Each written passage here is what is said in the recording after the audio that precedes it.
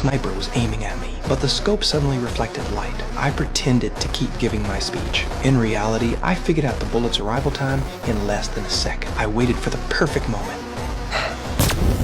Then I slightly tilted my body. The bullet grazed me. I used it to my advantage. My approval rating reached an all-time high, but just half a year ago, I was nothing more than a beggar. I survived on moldy pizza scraps. One day, I was walking on the street. My ex-wife's younger brother saw me. He actually bought me a drink. Then he acted like a successful man and told me his secret to success. What's that?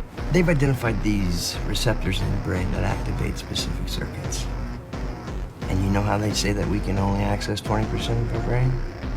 Well, what this does, it lets you access all of it. Before leaving, he handed me a business card. As the pill slid down my throat, I suddenly felt dizzy. It felt like my brain had been unlocked. My vision became unusually clear. My landlord was angrily demanding rent, but I accidentally noticed a book in her hand. Just by seeing a corner of it, I guessed her life problems. Something wrong in law school? How do you know I'm in law school? I had only seen the cover of that book 15 years ago, but now I suddenly remembered everything. My memory worked like a storage card. I could recall anything at will. I accurately described the author's life story and even gave unique insights about the law exam. My landlord was impressed and delighted. She even slept with me during the revision process. Back home, I still had endless energy. I cleaned my entire room, but my mind wouldn't stop working. Ideas kept flooding in. I urgently started writing. Soon, I finished a full work, but when I woke up the next day, I was completely back to normal. Yesterday felt like a dream. Fortunately, my manuscript remained, so I brought it to a publishing editor. When I got home, I immediately received a message. After only reading a few lines, the editor was shocked by my talent. He promised an extremely high payment and